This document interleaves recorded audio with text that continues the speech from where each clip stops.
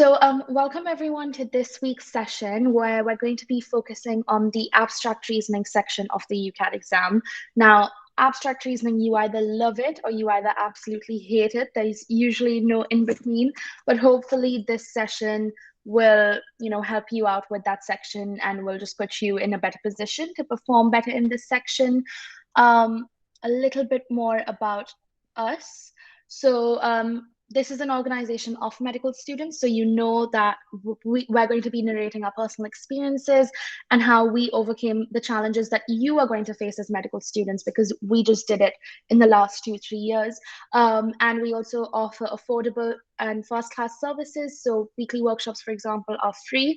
If you didn't know already, we have a new YouTube channel. So of course, the weekly workshops recordings go on there on Wednesdays. But in addition to that, we also have a whole host of other videos that will be coming up on the channel. Every Sunday, we're planning to post shorts. So keep an eye out for all of that. And in addition to that, of course, you guys know about the personal statement review, our trial tutoring, our interview guide, UCAT guide, and so on. So again, a little bit about us. So my name is Arisma, and I'm a medical student at King's College London. I did my UCAT exam in 2019.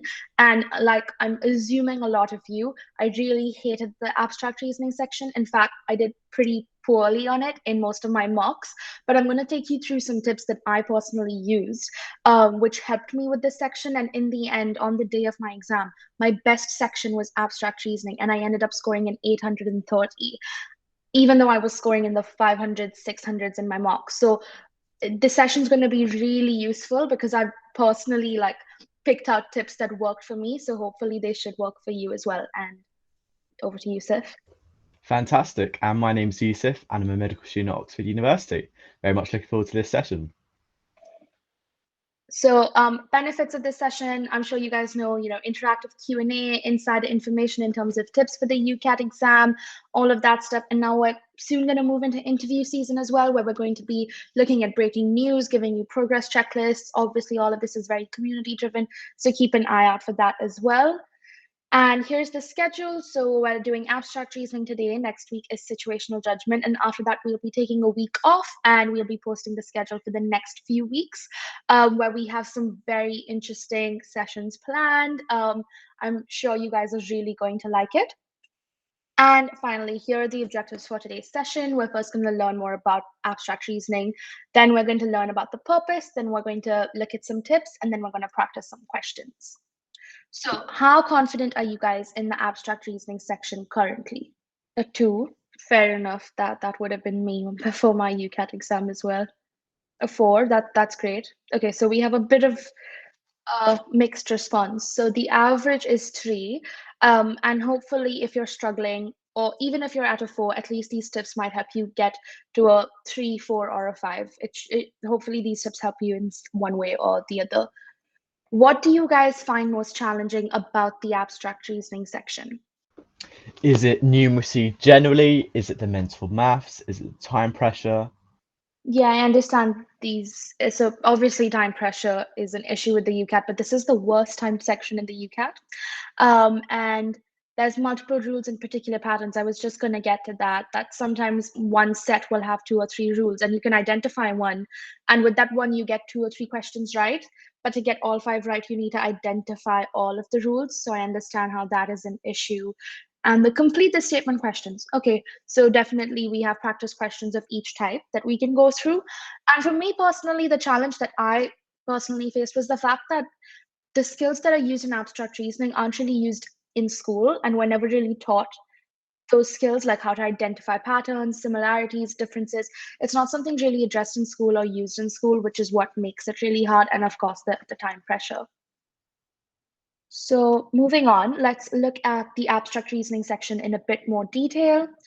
So you have 55 questions in 13 minutes, which gives you around 14 seconds per question.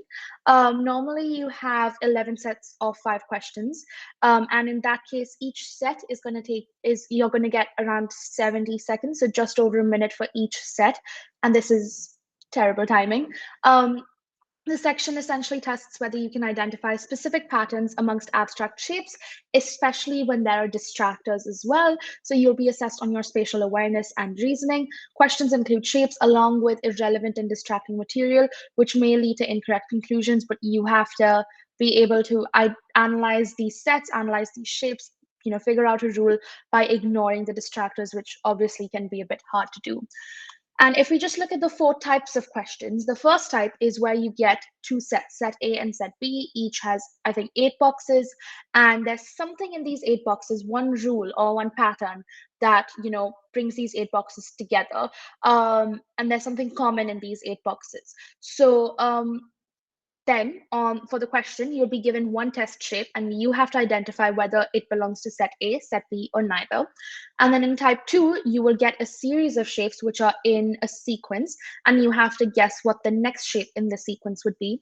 In type 3, you get one box, and then, so box 1 is to box 2, as is box 3 is to dash. So box 1, something has been done to box 1, some sort of rule has been applied to box 1, and from that you get box 2.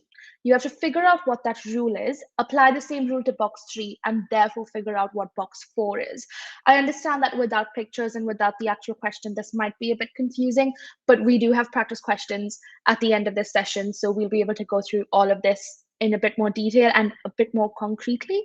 And type 4 is very similar to type 1, where you will again be presented with 2 sets, set A and set B, 8 boxes each. And then the question will be, which of the following boxes belong in set A?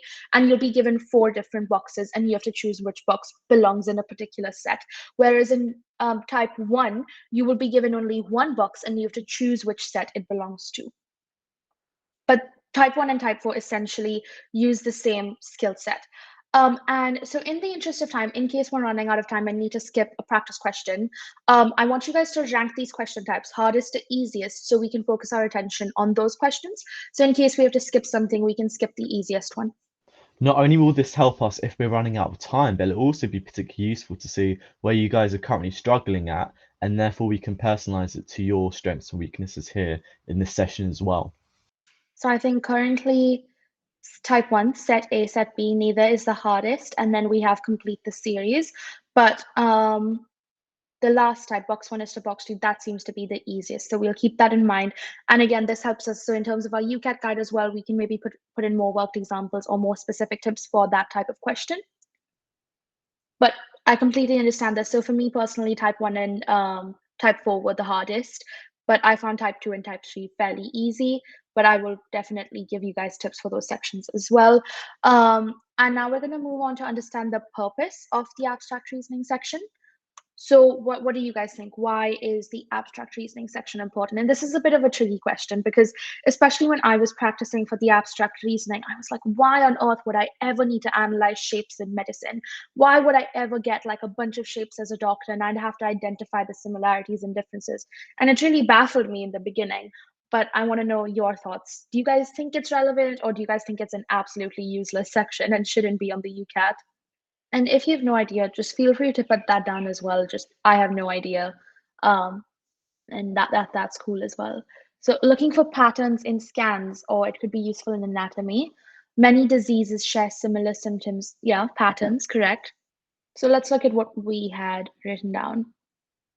So for one, doctors will need to identify similarities and differences between diseases and their associated symptoms. So a lot of diseases, as someone rightly said, they have the same symptoms. So first of all, you have to identify those similarities to, help with your diagnosis. Okay, this person has a disease from this group of diseases. But then you also need to know the differences within that group so that you can diagnose that patient with one specific disease. And there are lots of patterns in medicine that way. Doctors also need to identify information that is more reliable, relevant, and clear, and use only this information to reach conclusions. So in real life, you need to ignore the distractors, which in the UCAT comes in the form of distracting shapes. Also, when you're carrying out research involving data, it's very important to identify patterns to generate a hypothesis, which is also something that is tested in the abstract reasoning section. And lastly, a good visuospatial ability will definitely help you as a medical student, especially with anatomy and visualizing parts of the body, where there are lots of complicated components inside a small space. And honestly, I think it's especially important now in during times of COVID, because schools that earlier offered dissections and prosections have now completely moved online. You have online anatomy, and it's really hard to understand what's happening in 3D in the actual human body when you're just seeing a 2D picture online. So I think a good visual spatial ability is really, really important for med school for anatomies, at least. Key theme within all these sections, as we know, is this idea of synthesizing and pattern recognition.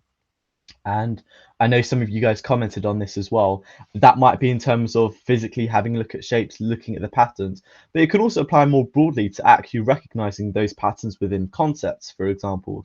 And that's quite common with, for example, in physiology or within medicine, to see those key common concepts that are then built upon. So a lot of medical school actually involves synthesizing and pattern recognition as well. Really good stuff, guys.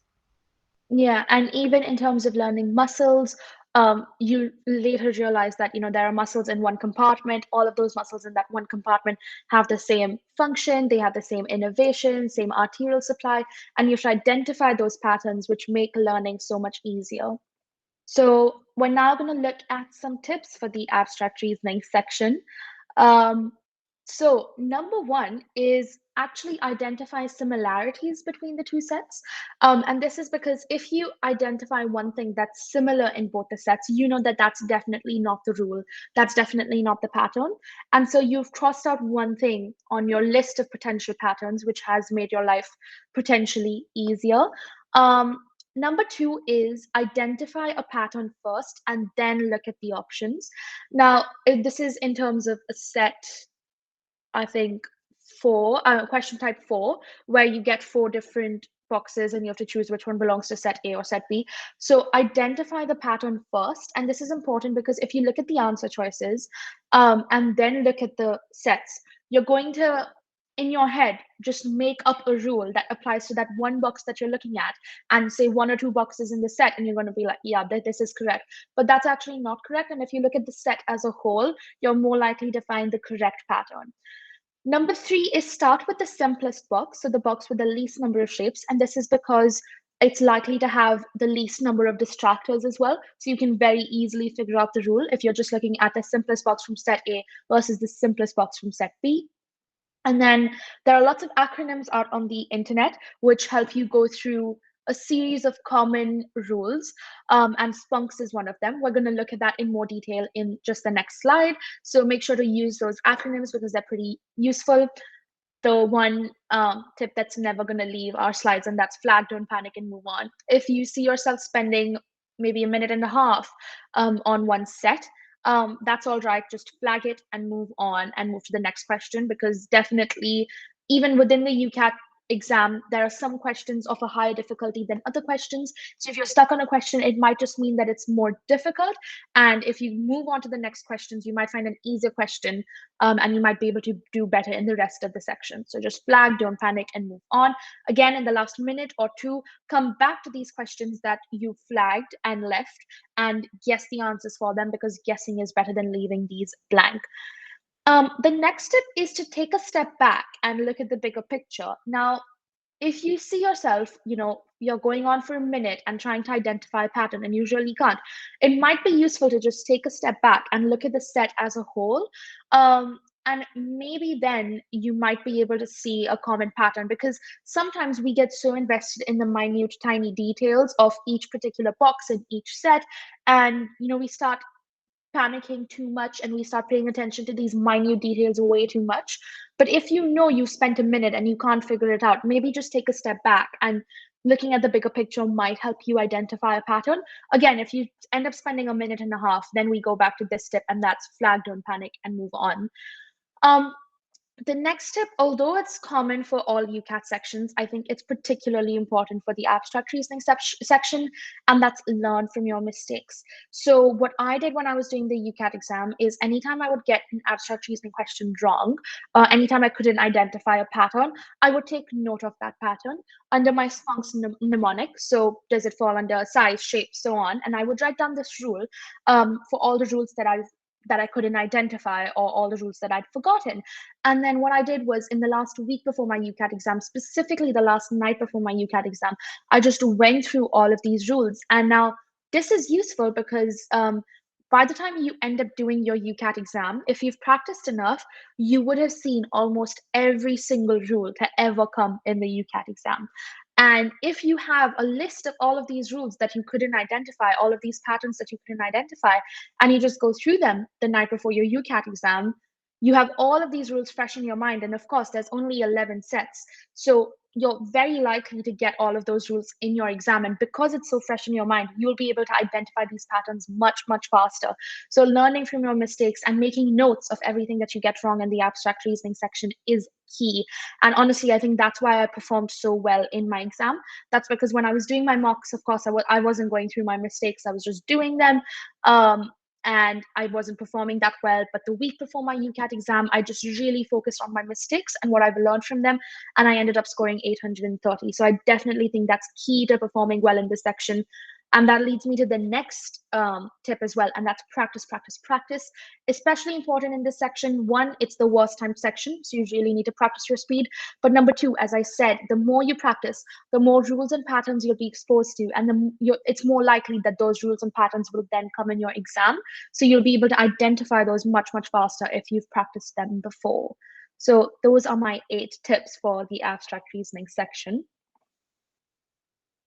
And we're now going to look at the Spunk's mnemonic. So the Spunk's mnemonic stands for shape, position, orientation, number, color, and size. So let's go through them step by step. So what do we mean by shape? So particular shapes in particular boxes. A very common example of this would be curved shapes versus straight shapes.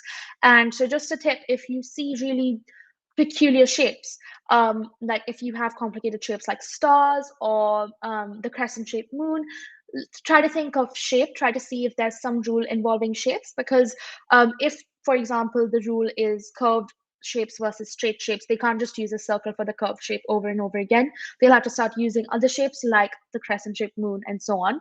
And even for straight shapes, they can't just keep using squares and triangles, which is why they might end up using stuff like stars. The next one is position.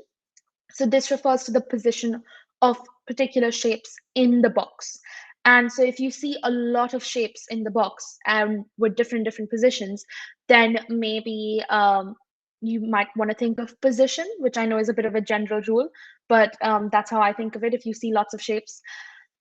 Number 3 is orientation. So where a shape is pointing towards. So obviously arrows definitely would normally mean orientation. Which shape is the arrow pointing to? Which direction is the arrow pointing to? All of that stuff. Clocks, the angle between the hour hand and the minutes hand of the clock, that comes under orientation as well. Sometimes if you have triangles, they look at equilateral triangles versus isosceles triangles versus right angle triangles. So that's about orientation. Then there's also number, the number of shapes or the number on a domino and stuff like that. But keep in mind that they know that this section is very poorly timed and you have 14 seconds per question or just over a minute per set. So they won't put like 12 or 14 shapes to count. They're usually, you will be able to count the number of shapes within 5 to 7 seconds, or the number of shapes should be between 5 to 7 shapes. They're not going to ask for more than that because they know that it's a very poorly timed section and they won't expect you to count like 15 shapes. So if you see too many shapes, it's probably not going to be number. The next one is color. So they normally just use black and white for most of their shapes in most of the questions. But if you see gray as well, maybe color is involved.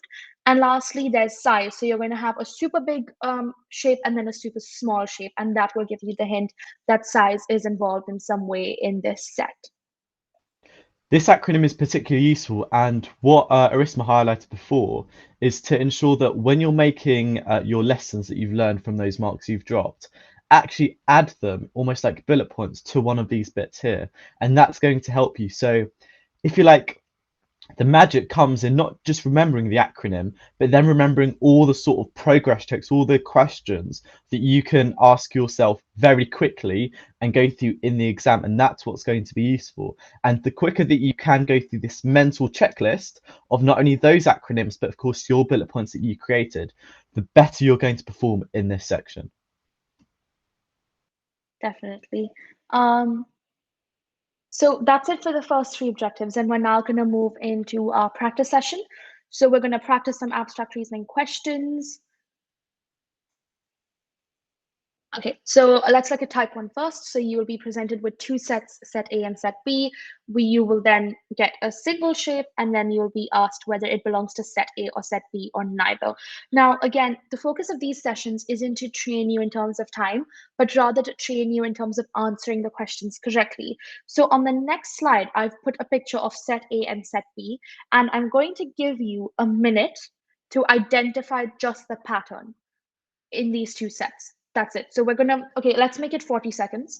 But for the next 40 seconds, just identify the pattern. I'm not giving you a question, just simply identify what the rule is, what the pattern is. So your 40 seconds start now.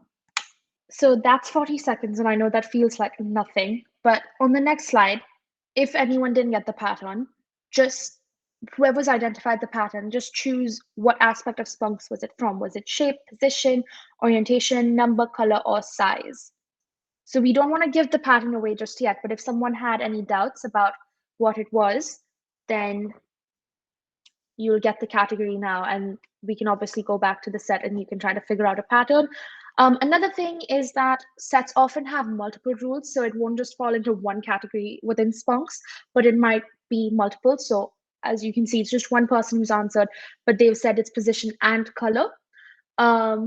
So if anyone else has any answers, please put them on the Slido, and then we can move on to the questions. Okay, so now that we know it's something to do with position and color, I'm just going to quickly go back to the previous slide, give you another 10 seconds for anyone who hasn't figured out the rule. So something to do with position, color, orientation, and try to figure it out. And we're then going to move on to the questions. Okay, so let's move on to the questions. When I put up the question on Slido, I'm going to give you guys 10 seconds per question, which is much more than what you're going to get in the exam. But so this is the first question. I'm going to give you 10 seconds. This is the test shape. And on the next slide is the Slido, which we'd expect you to fill out immediately.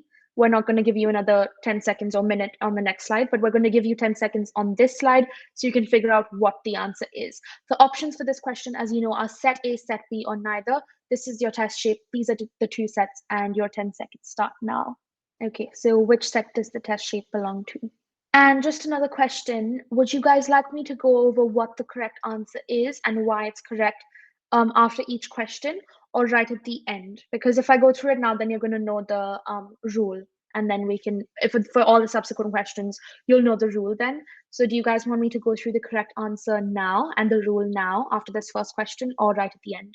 So we have set A and set B. Okay, so I think we've decided to do it at the end. So we have a bit of a mixed response. So let's check the next one. So this is your second test shape. We'll give you 10 seconds to identify the answer. So it's either set A, set B, or neither. So that's 10 seconds. I can feel the time pressure myself because I'm talking so often, but that's 10 seconds, and please choose the correct answer. So neither. Two of you have chosen that. That is the correct answer. This is the third test shape, 10 seconds. Here are the options. I can see that you guys are also answering much faster. So definitely you've gotten better at the section through these practice questions as well, which is great. Okay, this is great. 100% of you have said set B, and that is the correct answer. So I guess you figured out the rule, and maybe I won't even have to go through it at the end. Okay, so we have five options, and all of them are correct. And this is the next test shape. So your 10 seconds start now. So here are the options. Doesn't seem like we're gonna get any more responses, so I'm gonna check the answers. Okay, so two of you have said neither, but the correct answer is set A. I think this is the last question, so this is your last test shape, and I'm gonna give you guys another 10 seconds. So that's 10 seconds, and here are the answer choices. Okay, let's take a look at the answers. So three of you have written set B, which is the correct option, but I think one person's chosen set A. So I think, yeah, so that's it for type 1. Let's take a look at the two sets. Let's figure out the rule together, and then let's go through each of these test shapes. So here are the two sets, and very simply, at first glance, you can see that in both sets you have crosses and like addition signs. And on both ends of these lines, you have shapes, and it's always the same shape. So circle and circle, triangle and triangle, circle and circle, triangle and triangle. But in both sets, you can see that sometimes some of the shapes are black, sometimes some of the shapes are white. And so how do you identify what's going on?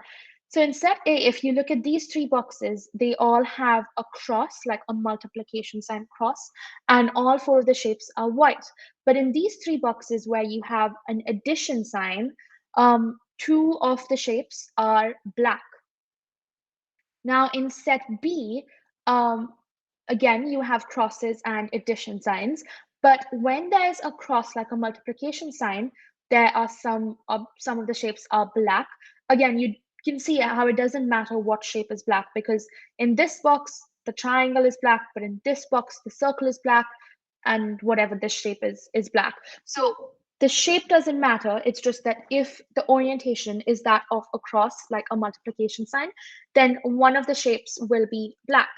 And if it's an addition sign, all of the shapes will be black in set B. So let's contrast this with set A, where if it's an addition sign, one shape is black. If it's a cross, all shapes are white. In set B, if it's a cross, one shape is black. If it's an addition sign, all shapes are black, right? So you can see how when we're going through this, we first found the similarities, the fact that there are crosses and addition signs, and the fact that it's the same shapes on both ends. We figured out that similarity, so that's definitely not the rule. And then we looked into color and orientation, and that's how we figured out the rule. And so obviously, because I have experience and because I put this question, I was able to figure it out pretty fast. But as I said, once you start making those notes and start asking yourself the right questions, this should come much faster and much easier to you. So that's the rule. So position, color, orientation, those are the things that we're looking at.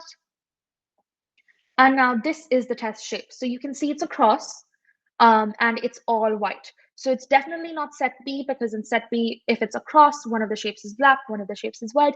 But it matches set A, because in set A, if there's a cross, all of the shapes are white, which is why the correct answer was set A. Now, our next test shape is an addition sign with where all shapes are white.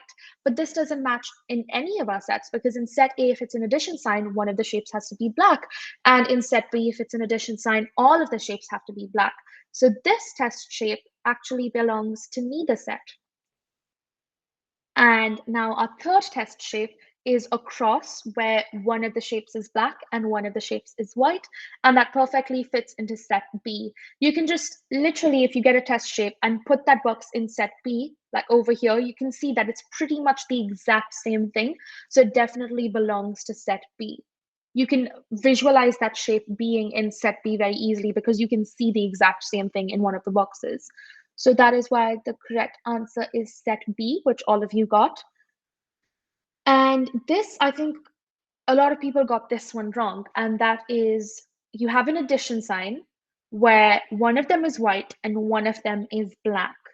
Now, I'm assuming, yeah, no, I'm not sure why everyone got this wrong then, because if it's an addition sign and one shape is black, one shape is white, then it perfectly fits into set A.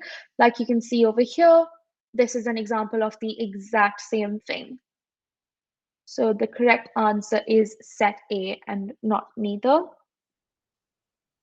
And then this is the final test shape where you can see an addition sign and all of the shapes are black, which perfectly fits into set B, which most of you got.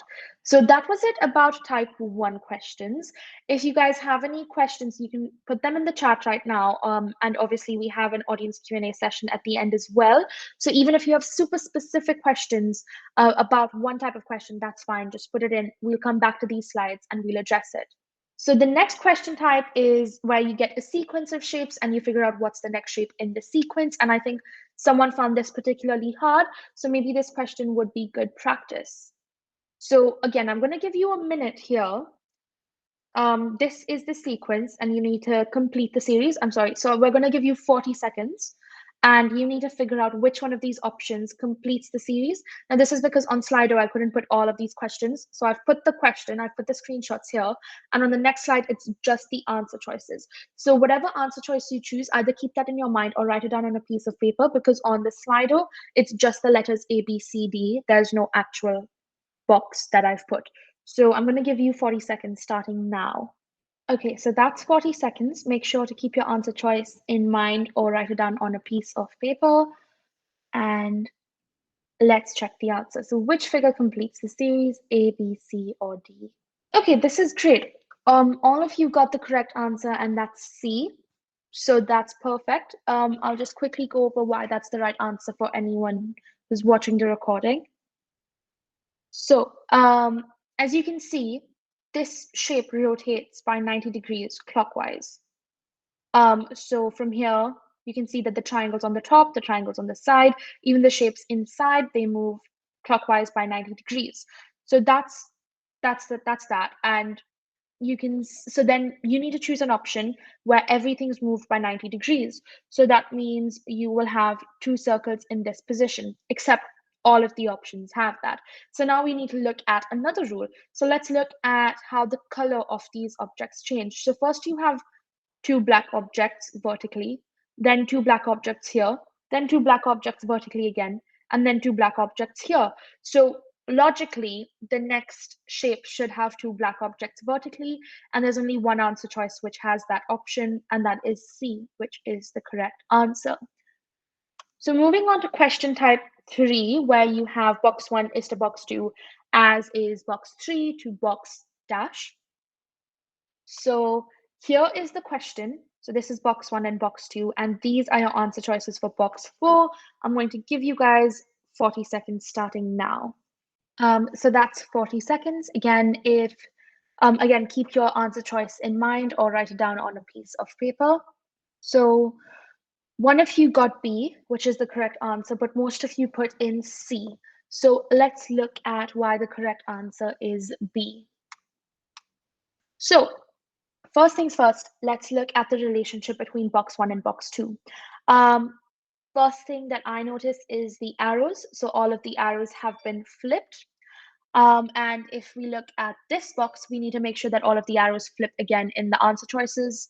So the arrow on the left is pointing downwards, so it should now point upwards. This one should now point downwards. So now you can cross off A. And again, I think in the UCAT exam, you can cross off answers. I think, I'm not sure, but we know that it's definitely not A, right? Because the arrow should be pointing downwards. And then this arrow is pointing to the right, so it should now point to the left. Unfortunately, that's B, C, and D. So we've only eliminated one answer choice. We don't know about the rest. And that's just from looking at the arrows, which was the most basic difference between the two pictures. Let's now look at what happens to these shapes in the middle. So you have a square and then a triangle within the square in box number 1. And in box number 2, you have a triangle. You then have a square, and you then have an inverted triangle, which is the opposite color. So essentially what they've done is taken the shape in the middle, put it as the outermost shape, so the white triangle on the outside, then taken the outermost shape in box 1, put that inside. So you have a big white triangle. Inside that, you have a square. And then they take this shape, the triangle, again, one, invert its position, so it's a downward facing triangle, but also change its color from white to black. So that's everything that's happening with regards to these shapes.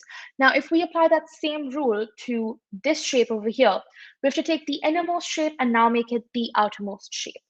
So you have this black quadrilateral, and you have two black quadrilaterals. So it's one of these, it's either B or D. However, if you pay close attention, in this image, the triangle stays the same in terms of its orientation. It stays the same. It's pointing upwards. And if you look at B, it's the exact same orientation as this object. But if you look at D, they've inverted the orientation. And that is why the correct answer is B.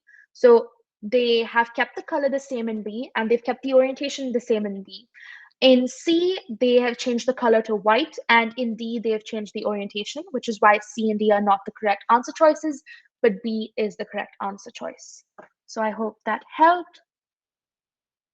So most of you wrote C. So yeah, I'm assuming because you thought that the outermost shape has to be white, but that wasn't the rule. They just kept it the same color.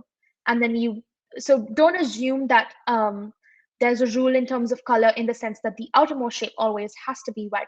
That usually wouldn't be the rule. The rule would be something like the color stays the same or the color is inverted, stuff like that. They wouldn't have an arbitrary rule like the outermost shape is always white or the innermost shape is always black. That's pretty rare.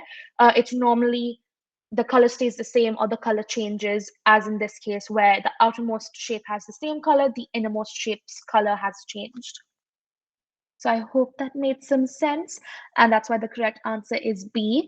And we're now going to move into the last type, which is type 4, very similar to type 1. You will again be presented with two sets, set A and set B, and you will get, I think, 4 shapes, and you have to select which one of those belong to set A or to set B, depending on the question. So again, I'm going to give you 40 seconds to identify the rule in these sets. So your 40 seconds start now. So that's 40 seconds. That was just to identify the rule or the pattern. On the next slide, again, we have the SPUNKS acronym. So in the past 40 seconds, what do you think the rule is related to? Shape, position, orientation, so on. Just pick your choice. Again, there's no right or wrong answer. And some sets may have multiple rules as well. So keep that in mind. This question is one of those. So there are multiple rules in this. When I was doing this question, because I tried to attempt the questions before putting them for our practice sessions, I couldn't identify the second rule. Hopefully you guys do. But yeah, so there's number, position, orientation. Okay, so let's quickly just go back to the last slide. If anyone wants to look at the rules once more, we'll give you 10 seconds. So let's now move on to the questions. So again, all the questions are put as screenshots on the slide. Note down the correct answer, and on the next slide, you'll just have the options, no pictures. So which of the following test shapes belongs in set A? We'll be giving you 10 seconds per question. And on the next slide, when we go on to Slido, please answer immediately. So your 10 seconds start now. Again, at the end of the set, we'll go through what the rule was, and we'll go through the correct answer. Okay, so we have a variety of answers. We have 2 A's and 1 B. The correct answer is C. Let's look at the next question. So which of the following, again, belongs to set A? Another 10 seconds. So this one's better. 2 of you have put B, which is the correct answer, and someone's chosen C. Again, at the end of the set, we'll go through what the rule is, what the pattern is, and why these are the correct answers. Third question, which of the following belongs in set B? Another tip, make sure you read the question carefully, because if you read that it's set A for no reason, you would have just gotten it wrong for a very silly mistake. So just make sure you're reading these questions carefully and correctly. So another 10 seconds. So this is good. 75% of you have said A, which is the correct answer, but someone's also said C. So we'll go through that later. Which one of the following test shapes belongs to set B? So another 10 seconds. Okay, again, so majority of you put in B, which is the correct answer, but someone also said C. So definitely we'll go through all of that. And this is the last question in the set and for today's practice session. So which of the following test shapes belongs in set A? And 10 seconds. Again, so majority of you have put in A and someone's also put in D. And yes, so now let's just go through the set. Let's try to identify the pattern. So at first glance, when I looked at this set for the first time, what I immediately thought of was in set A, you have the bigger number on the top and the smaller number at the bottom. Whereas in set B, you have the smaller number at the top and the bigger number at the bottom. And I thought that was it. And then when I went to answer the questions, I saw, so if you look at the first question, which one of the following test shapes belongs in set A? So in set A, you have the bigger number on the top. And option number C and option number A fall into that same category. So I was like, okay, hold on. There must be another rule as well, because there's why would they put 2 correct answers? So I'm missing something in these sets. So if you go back then, Another thing that you'll see is if you add up the numbers in this box in set A, you have 4 plus 1, which is 5, 3 plus 2, which is 5. So then I'm thinking, okay, maybe in set A, all of the numbers add up to 5. But now in this box, I have 6 and 1, 7, 6 and 5, 11. Now this is not making sense to me anymore. 5 and 2, 7, 4 and 3, 7. So I have 5, 7, and 11. What do those three numbers have in common? They're all odd numbers. So in set A, you have the bigger number on the top and the smaller number at the bottom, and you have all, and the sum of these dots should add up to an odd number. Now in set B, smaller number at the top, bigger number at the bottom. Let's add these up. 4 and 2, 6, 5 and 3, 8, 6 and 4, 10, 6 and 2, 8, 3 and 1, 4, 5 and 1, 6. So again, it's all even numbers. So set A, bigger number on the top, smaller number at the bottom, odd number. Set B, smaller number at the top, bigger number at the bottom, even number. And those were the rules that I could come up with for these two sets and help me answer all of the questions. So if you just use that first rule that we thought of, just smaller number at the top, bigger number at the bottom, just that, then you should have gotten around 2 to 3 questions right in the set anyway. And although that isn't ideal, that is still good enough if you can't figure out the second rule. And I only figured out that there was a second rule because in the first question, there were 2 correct options.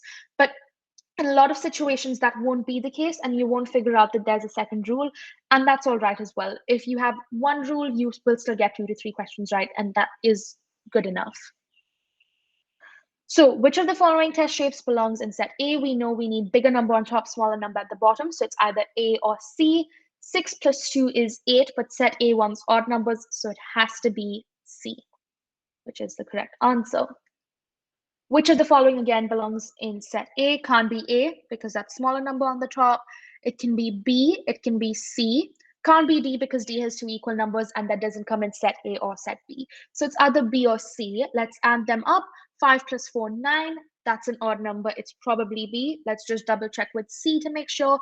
C is 5 plus 1, 6. That's an even number. So the correct answer is B. So I understand why there was B and C, because again, both of them have that same rule about which number is where, but adding those numbers up and making sure that it's either odd or even, that's where a lot of people, that's the kind of rule that a lot of people would have missed because they wouldn't have bothered counting. Just to add to that, actually, so Arisma's way of doing it again, and the great thing about these workshops is that we all have different ways of doing it. Arisma's way of doing it is to total it up and see if it's even or odd. I do it differently. So for set A, I see if the top number's even, the other one has to be odd. If the top one's odd, it has to be even. And for set B, it will have to be the same. So if it's even, even. If it's odd, it will be odd. And of course, that amounts to the same thing, but we work about it slightly differently. And actually, I think Arisma's method is slightly more sophisticated by working out totals. But either way, whatever works for you, you can do it. That actually makes complete sense because if you look at the laws of addition, if you add even and even, you will always get an even number. If you add odd and odd, you will always get an even number. But if you add odd and even, you get an odd number. So it's technically the same concept. It's just 2 different ways of looking at it, which I think is really interesting. Exactly. And so now, which of the following test shapes belongs in set B? So we've said that the smaller number needs to be at the top. So it can be A. Well, that's it. So the other 3 options, they have bigger numbers on the top. So immediately you know that the correct answer is A. You don't even have to apply the odd and even rule. So the correct answer is A. So this is what I mean by if you've identified one rule, you will still get some answers correct, just not all of them in the set. Again, which of the following test shapes belongs in set B? You need the smaller number at the top, and that could either be C or it could be D. So let's add up C. It's 4 plus 1, 5, but in set B, we want an even number. Now, I'm not going to bother counting how many dots there are in the bottom half of D because there's way too many, but I know it's not C, so it has to be D, which is the correct answer. And I think this is the last question. So which of the following test shapes belongs in set A? Again, we need a bigger number on the top, so it could be A. And that's about it, right? So this is what I mean by you will get some questions correct. So in this case, you didn't even have to add up anything. You didn't have to do the even or odd thing. You can just see that in option number A, a bigger number is on the top as compared to the rest of the choices. So the correct answer should be A. So that's how we went about this set. And I hope that this practice session has been useful for you guys and you've looked at some common rules.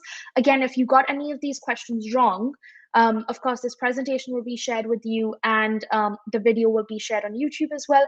So if you got any of the questions wrong, add this to your list of notes and your list of questions under the Sponks mnemonic. And if you haven't done this before, if you haven't taken notes on what questions you were getting wrong, now is a great time to start. And these questions that you got wrong will be a great place to start with that. So without further ado, let's just get some quick feedback and we'll move into the audience Q&A section. So how confident are you in the abstract reasoning section now? Feel free to be completely honest, because if you still aren't that confident, we will work really hard to put in some extra tips online, on our website, on our YouTube channel, and so on. So this stuff's really good. And even if you haven't encountered every single abstract reasoning question there is, at least you have a framework to go about it now, which will definitely be very helpful for you guys. And if you could rate today's session. So this is great. Thank you so much. I just quickly wanted to talk about some of the things that that are on our website right now. So we have our personal statement review, which I've put over here. And I know you guys are really focusing on UCAT now, but right after that, it is definitely personal statement season. By October 15th, you want a perfect draft, because this is all they're going to get. This is one of the only ways that universities get to know you on a personal level, and in a way that's not just numbers and grades and statistics. So personal statements are really important. We have our personal statement review service here and your free consultation with one of our expert tutors, where you can go through any questions that you have about your application, or just anything really. I think Yusuf would know more about the free consultations because he does that. So Absolutely. he could be one of your tutors. Exactly. And you'll be able to really get a holistic application of your whole overview. So really breaking it down in terms of extracurriculars, academia, wider reading that you're able to do, and then using that information as well as your university choices will be able to give you again that analytic, that overview, that holistic perspective of your application, and that will put you in good stead for your personal statement as well. Apart from this, we also have our UCAT guide that's out, very useful. All of these services are also highlighted in our newsletter, which I'm assuming all of you would have signed up to. If you haven't, make sure to sign up on our website here. Another thing that we've added is feedback through Slido. So on our website and on the workshops page, if you just keep scrolling down, you will see this, send us feedback through Slido, and we have an embedded Slido on our website, and it's always live, it's always active. So you can always send in topics that you'd like us to address in future workshop sessions. If you have any broader questions about medicine, feel free to put them down and we'll address them in our future workshop sessions. So this is on our workshop page on our website. Is the 1250 UCAT question bank useful? So my only issue with, I'm assuming you're talking about the book, the 1250 book. So my only issue with that is it's a book and the UCAT exam is online. And I think something that's really important with the UCAT exam is familiarizing yourself with the environment that you're going to be in and practicing online as much as you can. So I would suggest any online resources that you can find before books, because although the questions might be useful, even if they're the most reliable questions, the questions that are most close to the actual stuff that comes in the UCAT, I would still highly suggest any other online resource before any books, just because you'll familiarize yourself with being on a laptop and doing these questions on a screen. Absolutely, and there are so many free resources out there, including on the UCAT website as well as on Past Medicine, for example. So you've got a huge variety of different free resources that better encapsulate the format that you're going to encounter on the actual day of the exam. Also, especially in terms of the calculator that they provide, that's something that you genuinely need practice with.